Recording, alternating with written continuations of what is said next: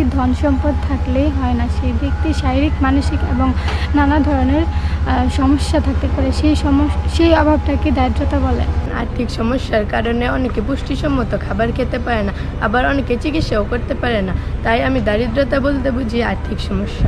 দরিদ্রতা শুধু টাকার অভাবে পূরণ হয় না, এটা শারীরিক ও মানসিকের মাধ্যমে পূরণ হয়। দারিদ্র্যের কারণ হচ্ছে আমরা যখন আমাদের ইচ্ছা মতন করে কিছু করতে যাই, টাকার কারণে করতে পারি না। আমাদের পরিবারের কারো অসুস্থ হলে আমরা চিকিৎসা করতে পারি না, এই টাকার কারণে। এটা হচ্ছে দারিদ্র্যের কারণ। মানুষ যখন অর্থের অভাবে তার 5টি মৌলিক চাহিদা পূরণ না হয়, তখনই দারিদ্রতার শিকার হয়। আর্থিক দিকটা নয়, মানসিক অশান্তিও একটা বড় দারিদ্রতা। যেমন আমার পরিবারে নয়, এমন আশেপাশে অনেক এলাকায় আছে, অনেক পরিবার আছে যারা মানসিকভাবে অশান্তিতে থাকে। যে আমার মা বাবা সবসময় ঝগড়াঝাটি করে, তাদের মধ্যে বনিবনা নাই, সেটাও একটা মানসিক অশান্তি। আমরা 3 ভাই বোন, আমাদের 3 ভাই বোনের জন্য সেটা খুবই কষ্টকর বিষয়। কিন্তু আমি জানি যে আমার বাবা মা কখনোই চায় না আমাদের এই অশান্তি, আমাদের এই দুঃখটা দেওয়ার জন্য। যে দারিদ্রতার কারণে মানুষ ভালো করে পড়াশোনাও করতে পারে না।